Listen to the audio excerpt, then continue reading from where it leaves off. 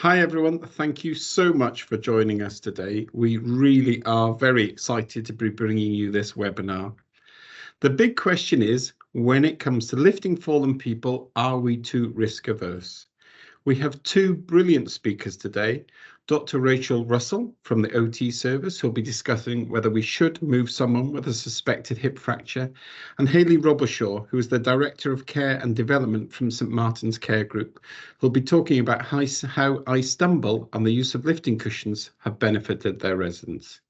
So without further ado, Rachel, over to you. Right, yeah, so my name's Rachel Russell and I'm here on behalf of the OT service. I am an occupational therapist that has had, actually it's over now nearly 3 decades this year of working as an occupational therapist. I've got a bit of a mixed career. So I work in housing, but I've also worked around health and social care for the majority of my career. I've also been really fortunate as an occupational therapist to have a research and academic background as well. And lots of my research has been around looking at the evidence base of interventions that we provide as occupational therapists in social care and housing. I've worked for a number of years with the OT service and with Manga, and I've done a number of their clinical evaluation reports for a number of Manga products, and it's that experience that I bring here today. So Manga have asked me to look and consider this question around should we move somebody with a suspected hip fracture? And unfortunately, we're being asked this question as practitioners more and more because of the pressures that we have in terms of the ambulance service in supporting when we've got somebody that has fallen, either in the home setting or in a residential or nursing setting. So the kind of question that we have to ask is really, you know, if we're going to move somebody with a suspected hip fracture, it's kind of this balancing act, isn't it? If we're having to wait for emergency services, it's that question of, well, what's the consequences of the person having a long lie with actually the consequences of moving somebody that's got a suspected hip fracture? So I just want to spend a little bit of time just considering those 2 points. So in terms of whether we should move somebody with a suspected hip fracture and thinking around some of the adverse health and well-being outcomes that we need to think about from a long lie, then we do know that there are some adverse outcomes in terms of health and well-being. We know that the longer somebody lies, there's that risk of dehydration, pressure injuries, hypothermia, pneumonia, which all increases that risk of mortality, as well as that fear of falling. And I think sometimes we forget actually the impact that fear of falling following a long lie can have, so that the impact in terms of social isolation. So those are the risks if we wait for emergency services. But there are obviously consequences, and we can't deny that there are some consequences around moving somebody if they have a suspected hip fracture. But I think this statement from Dr. West, who's an emergency medical consultant, actually brings a little bit of a different perspective to that issue of the consequences of moving somebody. So what Dr. West says is, in her 20 years of emergency medicine, she'd never seen any exacerbation of damage to a broken femur of an elderly patient who has been carefully lifted with an appropriate lifting device, other than in that exceptional unlikely possibility of a neck injury, not lifting the patient who has fallen as a result of any cause. I believe she believes is both an unacceptable and unkind in terms of that experience for the older person. So I think that just brings that different perspective to somebody who is obviously very experienced in terms of emergency medical care of older people who have fallen. So I think that brings a different perspective. So I'm not necessarily going to have a definitive answer today about whether to move. I think it is very much around that situation specific decisions that we have to make. But perhaps the answer is about taking that person-centered and evidence-based approach to managing and mitigating the risks, and perhaps avoiding that approach of being perhaps too risk averse that we've already discussed. So what I want to do is, over the next few slides, is give us some things to think about in terms of how to manage and mitigate the risks of moving somebody with a suspected hip fracture. So I'm going to do this by, let's think about the person, the person who's actually fallen. I want to think about how we can use protocols and evidence-based tools to support our decision making if we're going to move somebody with a suspected hip fracture, as well as thinking about kind of some of the moving and handling techniques. Now, obviously, this is only a short presentation, and I'm not going to have a chance to go into all the different moving and handling techniques. So I'm just going to kind of give some kind of key considerations around that. And obviously just think about the role of equipment in terms of good moving and handling practice. So let's look at those three factors. So let's just think about the person in terms of that decision-making process. And I think, you know, often we forget about the person. Obviously, when somebody's fallen, it's often a very high-pressured situation. There's lots of things going on when that person has fallen. But often we forget about that individual as part of that decision-making process. And let's face it, they are the most important person in terms of that situation where they have fallen. So we need to think about involving them in that process.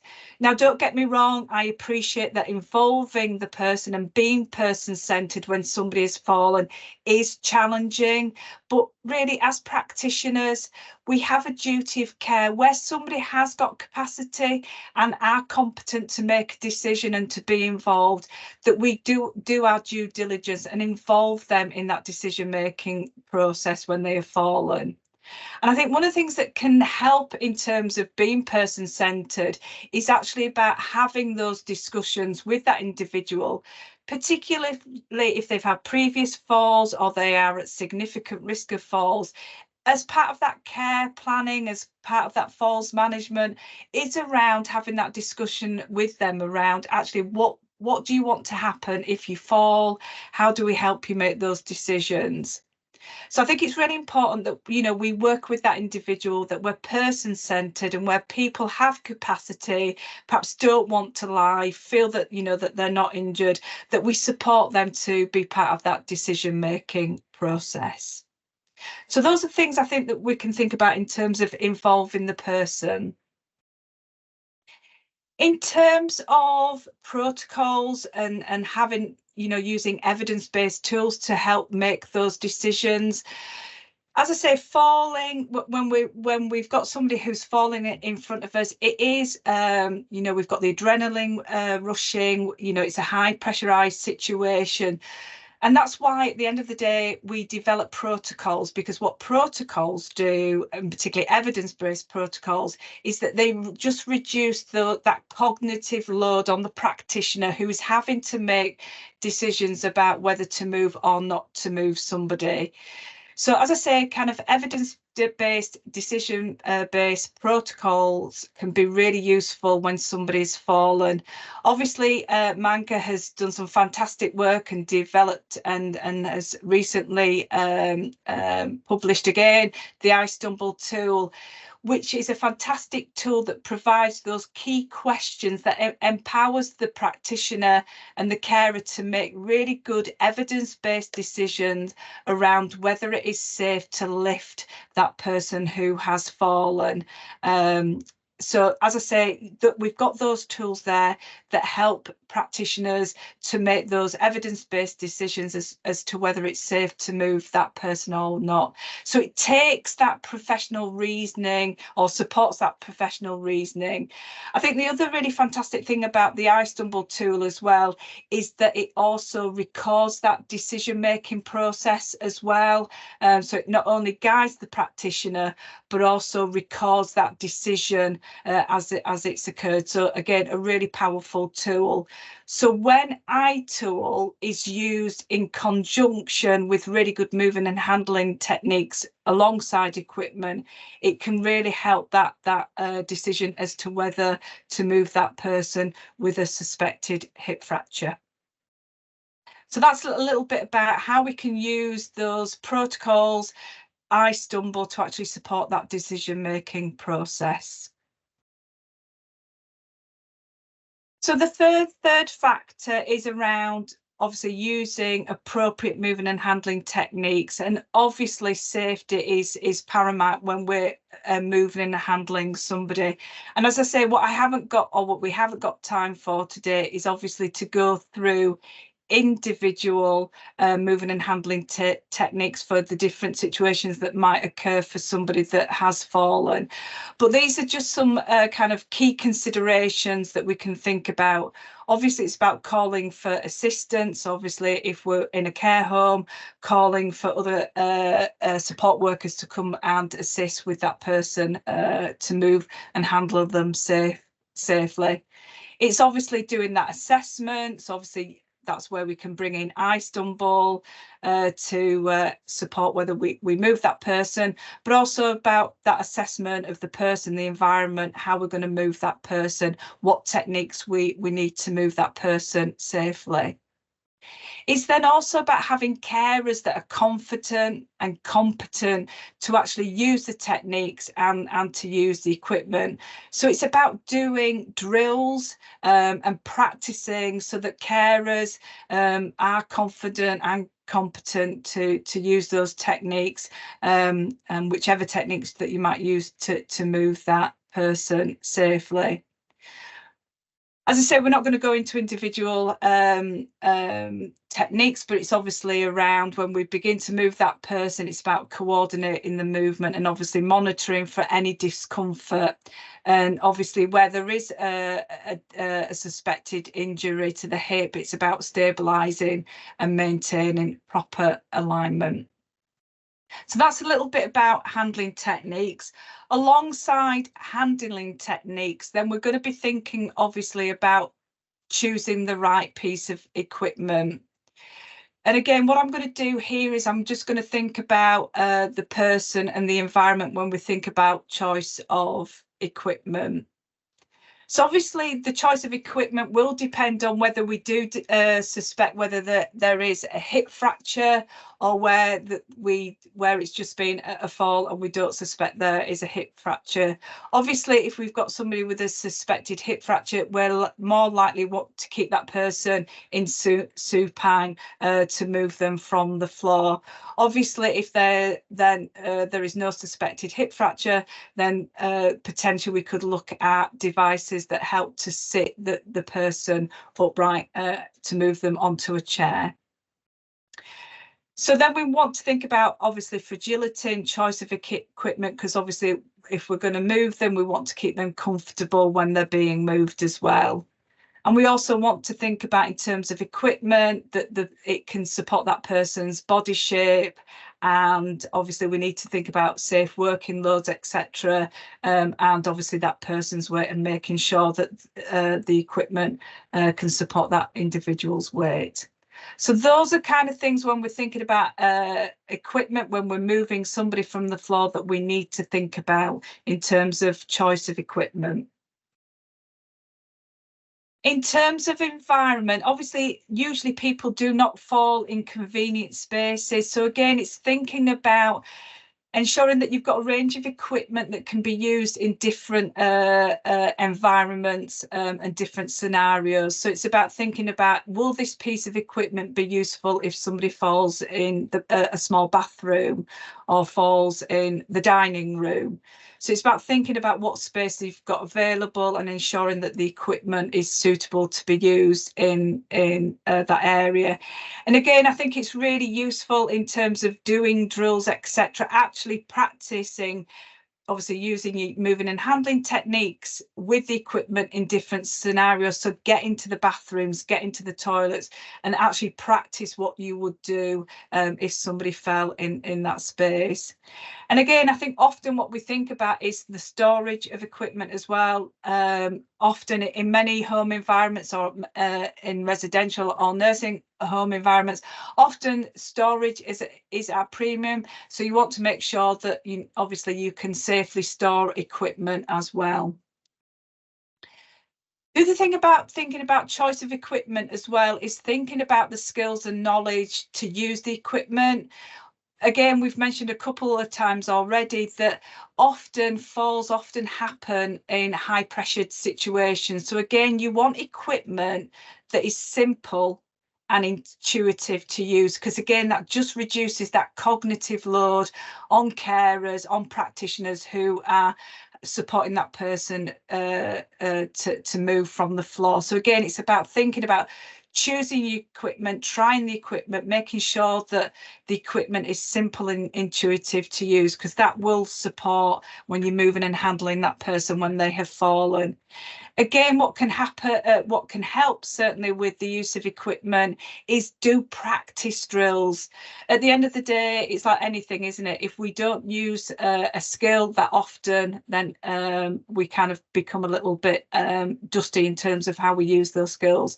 Whereas regular practice will just keep staff, carers, practitioners familiar with the equipment, and that just makes it much more easier to use what should and when somebody does fall.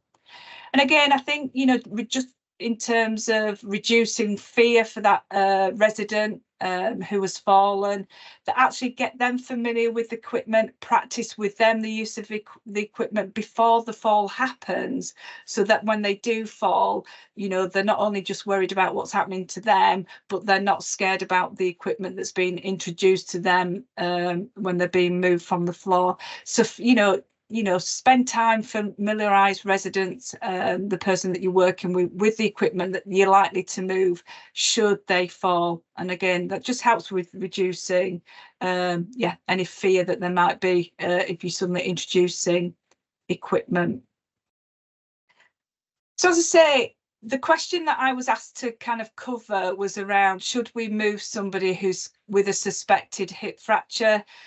It's going to depend on that situation, but hopefully what we've covered today is just thinking about how we can take a much more person-centred approach, how we can manage and mitigate the risks if we do move somebody, given the decisions that we have to make in terms of that decision about whether that person is going to have a long lie, or whether we move them so that we can keep them comfortable, reduce the risks that are associated with a long lie.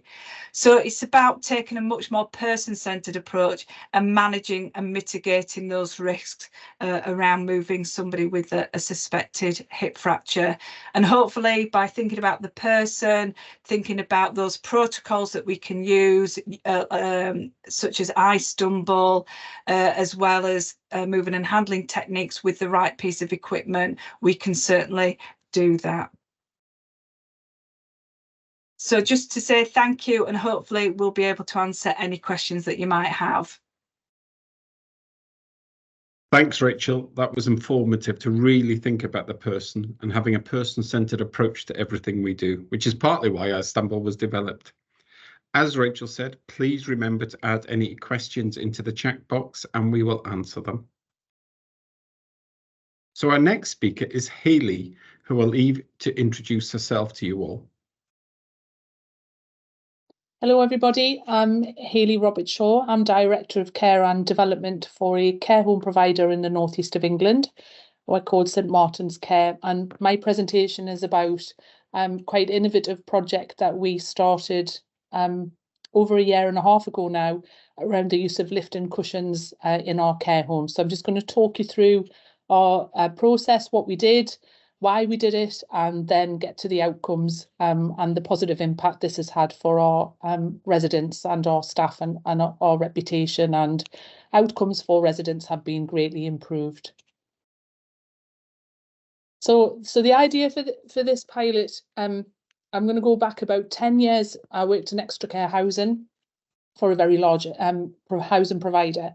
And on all of their new developments, there was no consideration given to the provision of lift and cushions as part of the specification. We had defibrillators on site at all of our care homes, and but we were supporting older people, and older people were falling, and we were having to rely on our ambulance colleagues to come out because we didn't have the piece of equipment to support them from the ground. I have a personal belief that hoisting anybody from the floor is dangerous and undignified. I also think the risk of causing further damage is massively increased by the use of slings and hoisting somebody from the floor. So this has kind of been a bit of a passion project for me, much to the dismay, I think, of any senior manager that I've had. So when I joined St Martin's Care 4 years ago now, just before the pandemic, I was in a role finally where I had the autonomy to be able to make some significant changes to how we delivered our care to residents in our services. And right at the top of that list was the use of lift and cushions. That combined with the increase in pressure on North East Ambulance Service, where it was really well documented and publicised regularly on local and national news that they were failing massively on their targets for response times. There was recategorisation happening of responding to care homes particularly, and we were seeing our wait times increase from 15 minutes to sometimes 11 hours, 12 hours waiting for an ambulance to arrive. Now, if that's for somebody who was injured, that's really poor. They're in pain, they're in discomfort. But it's even worse if it's for somebody who we know is uninjured. We're just unable to physically relocate them from the floor to a chair or enable them to get on with the rest of their day. So what we did, we submitted a research proposal to the ambulance service asking for funding to run a pilot. This isn't new. Pilots are being completed over a number of years, but as it's always easier to get money for a pilot than it is to embed something into commission practice. So my proposal bounced around the region, never heard anything, thought it wasn't going to come to anything. And then I got a out of the blue email from Agent Well, who were really interested to understand our research and proposal and an idea further. We were very lucky that happened, and I think that really is the fragility of the adult social care sector, is everything happens because of a relationship and a bit of luck. It isn't rarely a strategic focus on how we improve what we do. That said, I was delighted that somebody had listened, and we had an opportunity to do something positive that would have a great impact for our residents. We also were hearing a lot more around the impact of a long lie, and being completely honest, we felt that was a bit made up. We hadn't heard of it before because the ambulance service never struggled to attend on a call out. So if somebody was on the floor for 60 minutes or greater, it was an automatic transfer to hospital because of the associated risks around frailty and the impact of a long lie. We also would have to have a member of staff with that person on the floor for that whole period of time, which has an impact on the rest of the service. So nobody was winning in the way we were currently managing falls. What we wanted to do, though, was for it to be underpinned with some real clinical knowledge around falls assessment. We do falls assessment, but our default setting would always be to ring 999. This was actually increasing the skills and knowledge of our workforce to enable them to do a much more robust post-falls assessment to determine whether there was an injury. So we wanted to agree this competency framework for training, but we wanted that everything to be done in partnership. And that partnership was with us, with Agent Well, Department of Health and Social Care, WinCare as the provider of the cushion, so that it was collaborative and that we all had a part to play in that. We wanted to agree some key performance indicators for the project so that we could evidence its impact.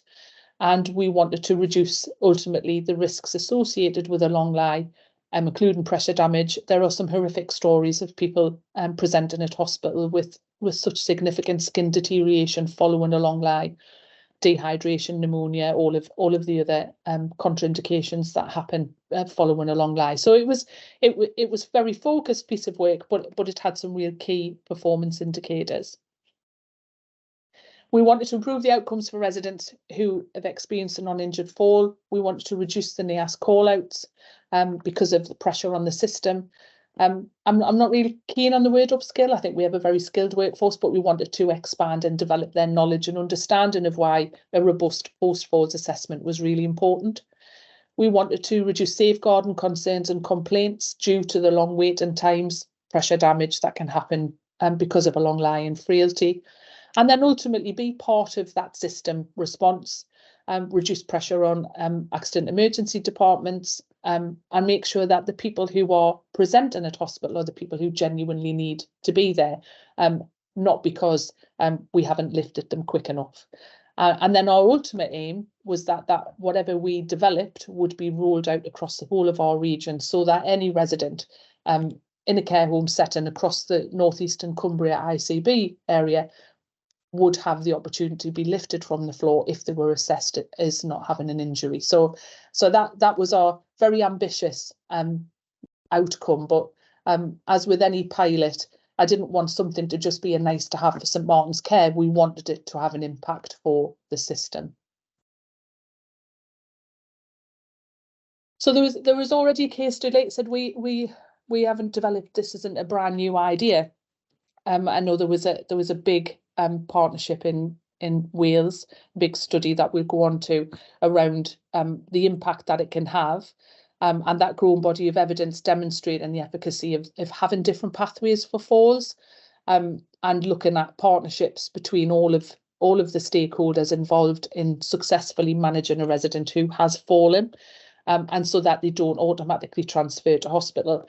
You know, we will do everything we can to support our residents to not go into hospital, because particularly for residents with cognitive impairments, hospitals are not the right setting for somebody to become well. And often we find the opposite happens. And that isn't a criticism about our NHS colleagues. That is, hospitals are not set up to support people who have significant cognitive impairments. And we'll find our residents can go in being able to walk, and they can come out unable to walk. They can go in managing their continence to a degree, and they can come out fully catheterized. So for us, the best outcome for that resident is for them not to go into hospital unless they absolutely need that. So that partnership was really, really important. So as I talked about before, there was a big study in 2018 in Wales, where much larger than our pilot, where they looked at 600 care homes to work with WindCare around the lift and cushions, and the outcomes for that have been fantastic. And the frustration is that the learning from that wasn't then taken as, yes, this is a really good thing to do, and let's commission that as a formal strategic response to falls management. But that didn't happen, and we were kind of piggybacking the impact of this project, but on a much smaller scale. But talking to ICB colleagues, in the current climate, if you can reduce 5 people presenting at accident emergency, it has an impact. So we weren't to be disappointed or feel less than because our sample was much smaller than the Wales outcome. 87% of falls were managed in-house, and they reduced ambulance call out from 379 to 75. I mean, it's significant what you can put back in the system for people who really need that 999 response. And we have a team on site 24/7. We should be able to respond to that 24/7. So I think, you know, the outcomes of the Wales project certainly aligns to the outcomes that we had. So what we did, we've got 6 care homes across the northeast. We have a mix, we have a real broad spectrum of services. We provide older person service, dementia residential and general residential. We also have nursing provision, dementia nursing provision, and we have 2 learning disability supported living services. So we've got a real good breadth of services across the group. But we decided that we would focus on 3 care homes for the pilot, rather than doing a rollout across all 6. And we picked 3 across the Tees Valley who were close enough to each other where we could share resource, share learning, and also working with similar partners across local authorities and the ICB. We worked in partnership with North East Ambulance Service, and we were supported brilliantly by Age and Well. It was a real collaborative approach, and we worked with NEAS to develop the learning outcomes. It was really interesting. Everything that we do is built on relationships and trust. And what became apparent at the very beginning is that the ambulance service had very little understanding about what happened in a care home, considering how much time they spend on site at a care home. That was quite illuminating.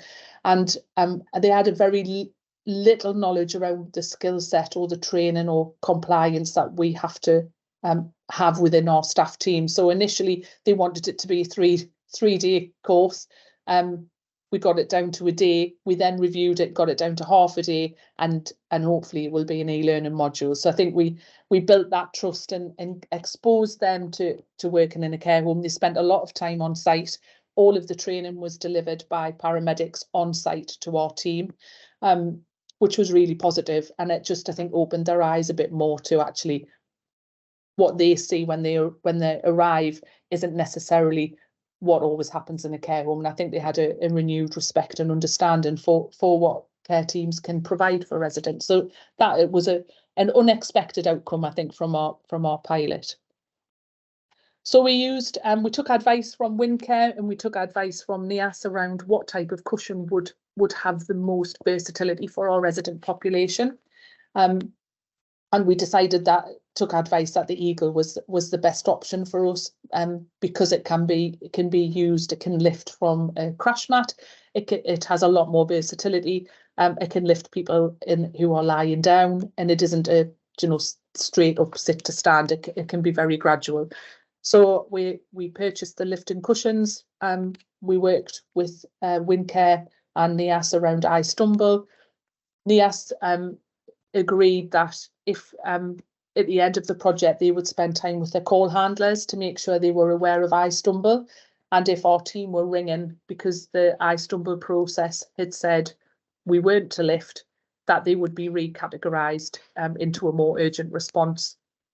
We hadn't expected that outcome either, but I think it demonstrated the trust that we'd built.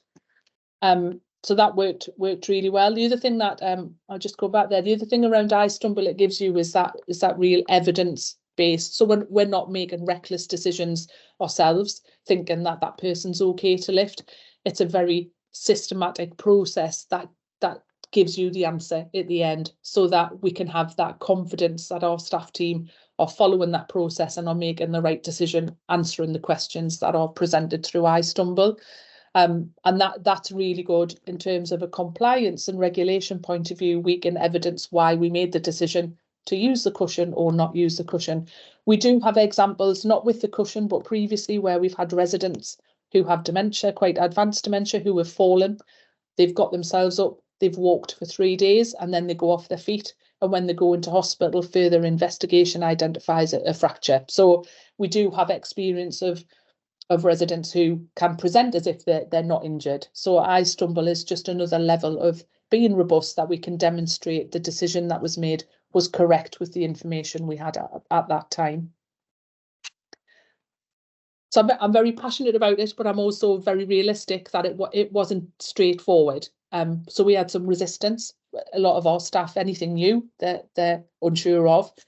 So they lacked some confidence in using the new approach to our post-falls assessment and the use of the cushion. We had some of our team were much more proactive with it, and others were much more resistant. So we started to do things where we test our emergency buzzer response times regularly. So we would use the emergency buzzer and a member of staff would pretend to have fallen, so that staff could use the cushion and build that confidence in an environment where you weren't lifting a resident who had genuinely fallen. So we created a lot of simulation exercises to build that confidence in the use of the cushion.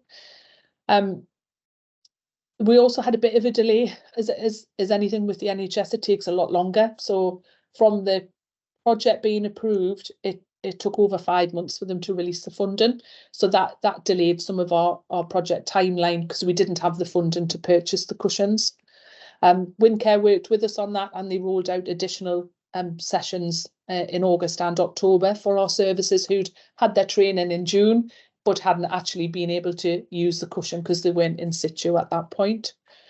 And then we had an issue where one of the lifting cushions had a problem and was sent away being repaired. So, but that again, very responsive. It was only off-site, and an alternative was provided. I think it was only off-site about 5 days. So it was a really effective response when we raised our concern. It wasn't inflating. So we also had some issues. We've got a big home, a home that's 122 beds, is over 3 floors, 6 units.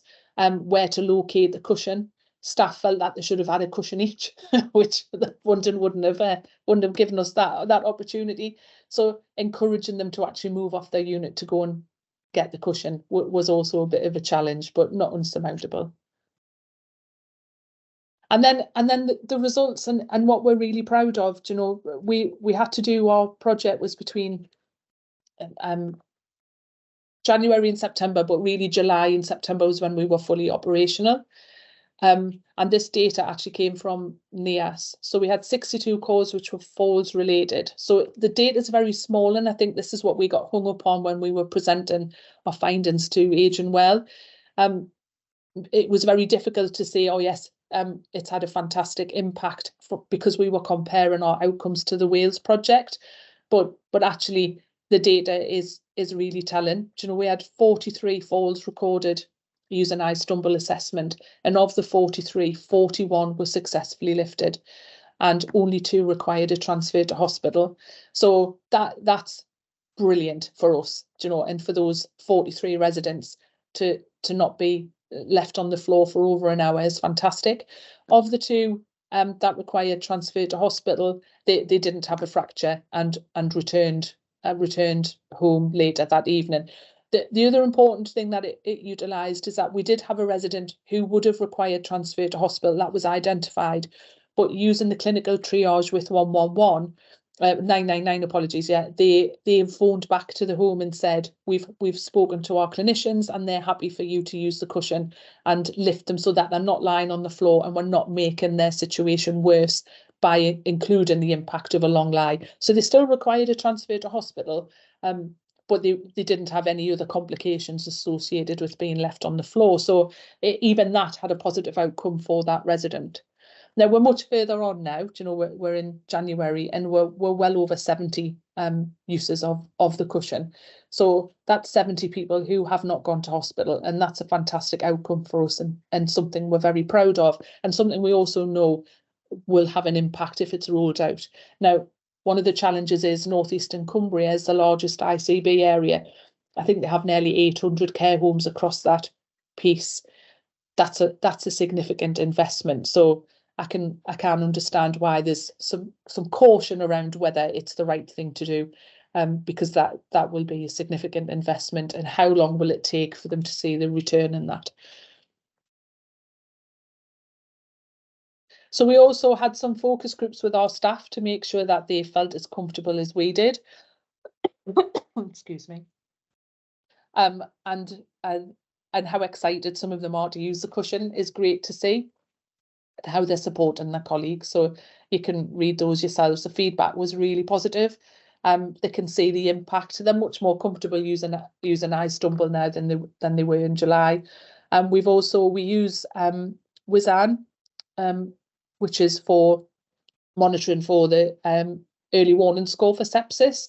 Actually, iStumble is available on there. So rather than them having to have multiple devices, they can actually access iStumble from a system they're very familiar with, which is great. And that has improved the use of iStumble. And then we did only train our managers, seniors and nurses and student nurses because of our turnover of staff, to be fair, but also there to make sure we had that care on site. So one of the things we didn't factor in was turnover of staff and having that training ready so that we're not going to be in a situation where we're unable to use the cushion because we don't have anybody trained.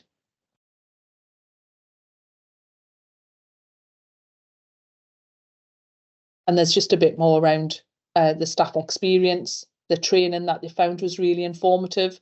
I think it gave them a bit more information around a long lie and the impact of that, because like I said, we wasn't something we'd ever had to contend with as a care home provider in previous years. They had new skills. It was a new piece of moving and assisting equipment, which is great. And seeing them having the confidence to feel that that's something they can do that makes an immediate difference to that resident is really positive. And ensuring that accountability for making sure their incident forms are robust and detailed, so we have all of the information that we need. So on the whole, for us as an organisation, it was very positive. There's just a bit more around there on case studies around staff experience, and I'm happy to share the slides to give you a bit more information around what happened. That the one there where we were told to use the cushion is on there, which was a really positive outcome. So even if that resident still has to go to hospital, the cushion can still make a huge difference to their overall outcomes. So then the next steps for us were nothing if not ambitious. We would love to see this across the ICB area for our region. I have been talking about the lift and cushion pilot at other forums. I presented at the King's Fund in London. We've done some local forums and provider forums. I presented to the North Tees NHS Trust Board. North Tees and Hartlepool Trust are very innovative and forward thinking, and we work with them very closely. They've been very involved in the project and very interested to track its outcomes. So the next step for us, I think, is that move away from face-to-face training. So we introduced NEAS to our e-learning provider because we believe that coupled with the fact we do a lot of face-to-face training around moving and assisting, falls, actually having the lift and cushion and the impact of a long lie as an e-learning module would make it much more accessible, and if that was available across the whole region. So that's been developed now. They came into one of our homes to do some of the filming for it. It's just sitting waiting for funding. We need some funding for that to be developed into an actual product, but that's a really positive outcome of our project. And then the next stage for us is one of the things the data told us is most of our transfers to hospital are following an unwitnessed fall where there's a query, a head injury. It's not everybody's being CT scanned when we ask the question. So then what observations can we do at home to ensure that if there is a head injury, we can identify it, but if there isn't a head injury, they're not going into hospital unnecessarily. So we've worked really closely with North Tees and Hartlepool and their ED department. It's been led by an ED consultant where they've actually developed a traffic light pathway now around head injury, and we're just about to go live with the pilot for that. And that's where we're supported by the community nursing team, the clinicians in the ED department, to make some real judgments and best interest decisions about whether that individual needs to go into hospital immediately, whether they need to go in within an 8-hour window, or whether they don't need to go in at all. So I'm really excited about that next stage to support people to stay at home if they don't need to go in, and then we can monitor them at home. So that's the next stage for us as an organisation on our falls management pilot, and then hopefully the learning from that can bed in with the wider project around the lift and cushion. And the next thing is really developing iStumble.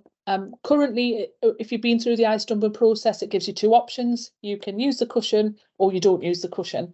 But obviously the urgent community response teams locally, there are lots of other services that you can refer to prior to going 999. So we would like iStumble to be developed into a bespoke resource for the ICB geographical area. And talking to Windcare, this is something where we could have everything on for that region that's available, whether that's however the local authority are responding to the UCR, because it is a national framework, then that can be built into iStumble. So rather than if it's don't lift, it would be contact UCR, and then your urgent community response clinicians can be on site within that 2-hour window. And they can make some further assessments, they can prescribe, they can dress wounds, they can then escalate to 999 if that's required.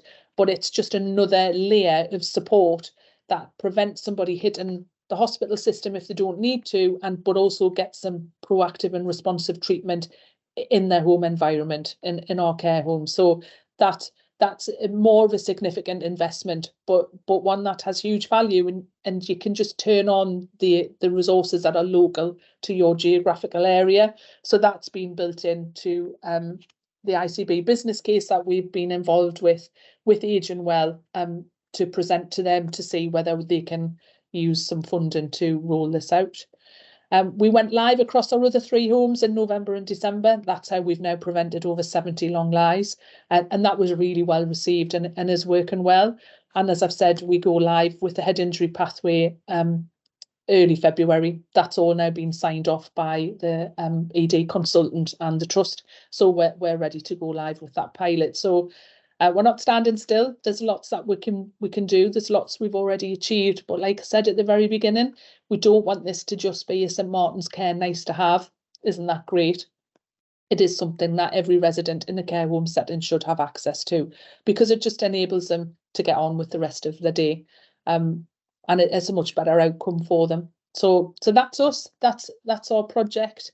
I'm happy to share slides and take any questions that anybody may have. Thank you.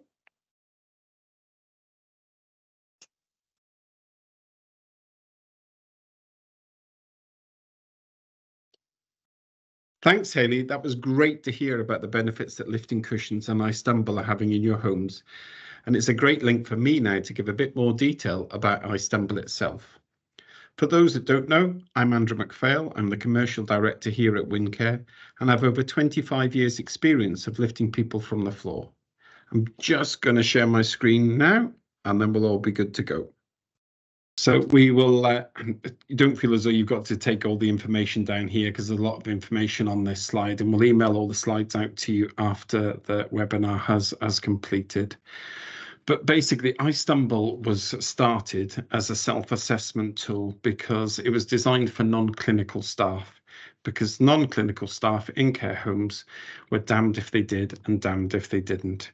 So this gives a backup and a health assessment tool that they can follow to say when is right and when is not right to lift somebody up from the floor.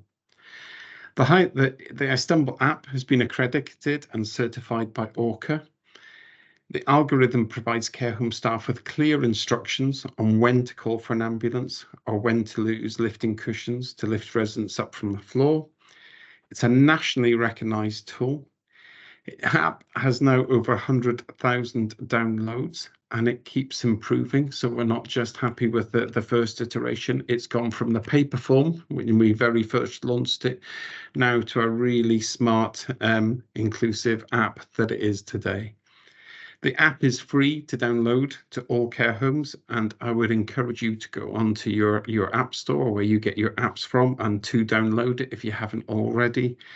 And it now includes a smart email tool that allows the carer to email a record of using the iStumble assessment to their care home to store against that patient records. And for ICB, CCGs and care home groups, there's now the opportunity to include an information dashboard, which we come on to later in this presentation. So this is how iStumble started all those years ago.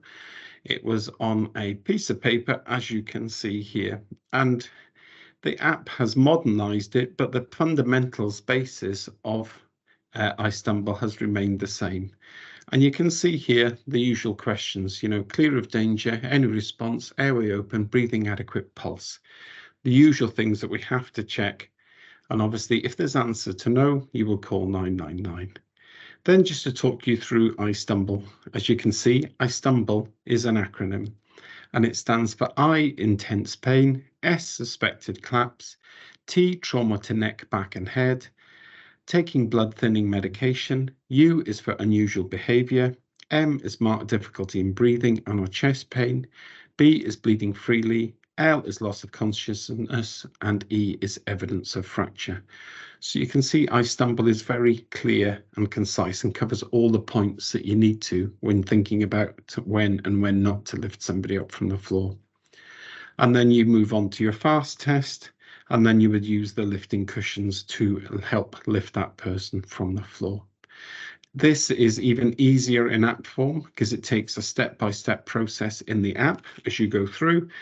And then, as you say, you have a record at the end of that once you've completed the assessment online on the app. So why is this important? iStumble really empowers carers to make good decisions around to lift a fallen resident and when to call an ambulance. You know, used in conjunction with lifting cushions, the combination safeguards care home residents by providing a safe, dignified lift for elderly, frail and disabled people who have fallen on the floor.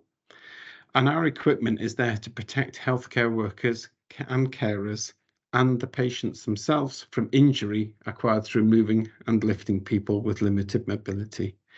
Also, iStumble can save millions annually by reducing avoidable ambulance call-outs and hospital admissions and avoiding the unnecessarily long lie and suffering to patients left on the floor. So just to give you some statistics around falls and the elderly, over the past months and even years, we've seen ambulance services across the UK reach breaking point as the volume of patients requiring help continues to increase. So we need to do something. And just to give you some of the statistics below from West Midlands Ambulance Service, 10% of Category 3 patients in the West Midlands year to date waited 9.5 hours for an ambulance to arrive. So that's 6,500 people left waiting over 9.5 hours for an ambulance. It's estimated that 85% of ambulance calls are to elderly, frail people, of around 20% are to Category 3 patients who have fallen. More than 50% of ambulance call-outs to elderly falls are to people who are uninjured but unable to get up unaided, which is a huge number. And although for many years some good work has gone introducing new fall prevention measures, the size of the challenge continues to increase. We have new falls teams, CFRs, urgent care response teams, and utilising fire service have all been brought online to tackle the falls issue because we're an ageing population, so the problem continues to increase. The rate and risk of falls for care home residents is increased by up to 3 times that of the community dwelling peers. And falls are a common and serious concern for older people and their caregivers. And around a third of people over the age of 65 and half of those who are 80 plus fall at least once a year, with many experienced recurrent falls. So as we've heard earlier in the presentation, 9.5 hours on the floor waiting for help is dangerous, far more dangerous than lifting someone who has fallen. Ensuring a timely response to falls is important, particularly for those who are unable to immobilise independently. We want to avoid long lies if we can at all costs. Long lies are spending more than an hour on the floor before getting up or being lifted are common among care home residents. For an older person, long lies are associated with further consequences, including tissue damage and pressure sores, dehydration, hypothermia, bronchopneumonia, increased likelihood of hospital admission. Alongside physical complications, emotional and psychological harm may also be endured, including heightened fear of falling and loss of dignity. We all know when you see somebody on the floor, the first thing they just want to do is get up. And quite often we as carers say, no, stay there, stay still. It is so important that we can help these people get up, and the iStumble tool helps us make great decisions so we can, most of the time, lift people up again. It is estimated that 60% of individuals who experience a long lie are likely to fall again and be hospitalised within a year.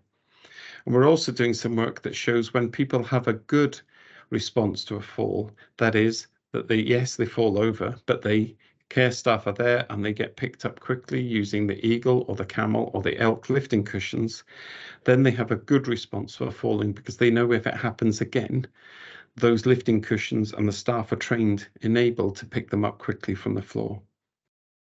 Ensuring a resident is picked up from the floor, assuming they have no serious injuries, is therefore an important practice and one that is promoted through the tools to support care home staff in managing falls. Once residents enter the hospital system, the impact of deconditioning further exacerbates their ability to be able to return home, even though they may never have needed to be in hospital in the first place if the fall had been dealt with quickly. We often hear stories where the fallen person goes into hospitals and has their blood checked, and their blood is showing that they're deficient in iron, but that was the same deficiency as they've had for a long time, but that just remains in hospital. We need to work smarter and together as a team to make sure that people absolutely only need to go into hospital if necessary. So as you can see from the quote below from Dr. Sue West-Jones, who's the emergency medical consultant at Morrison Hospital in Swansea, iStumble really does make a difference. And as Sue says, the reason I became involved with the iStumble project is that it is so profoundly positive for residents of care homes and those who care for them.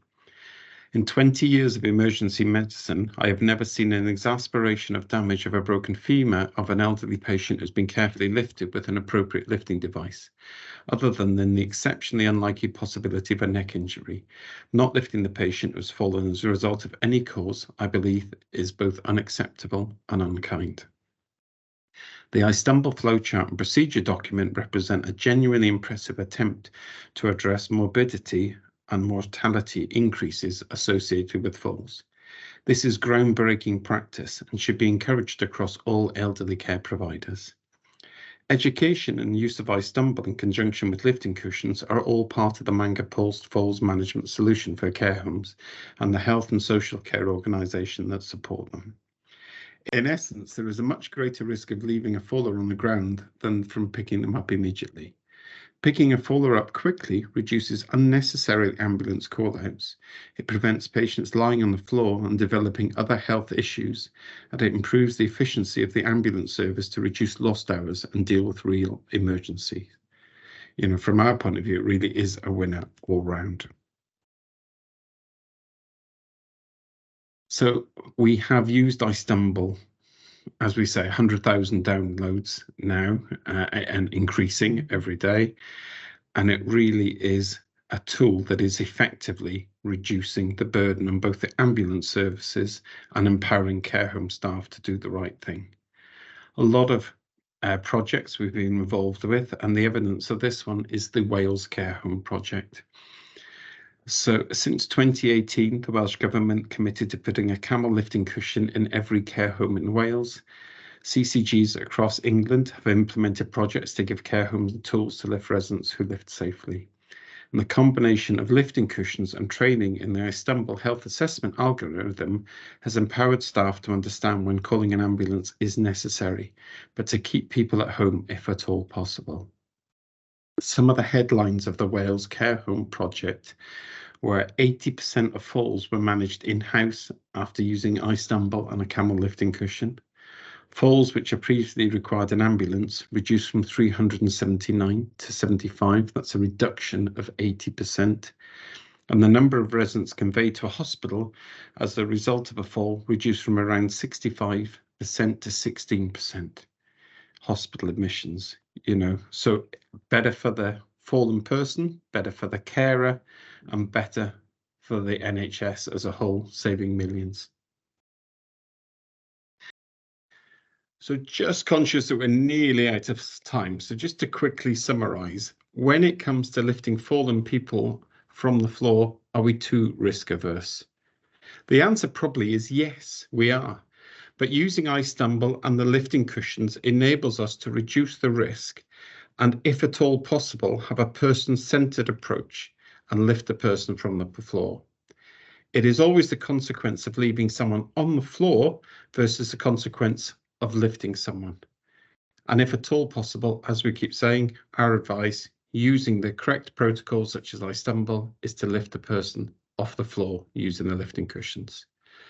Thank you to our speakers, Dr. Rachel Russell and Hayley Robertshaw, for your excellent presentation. And finally, thank you for joining us today.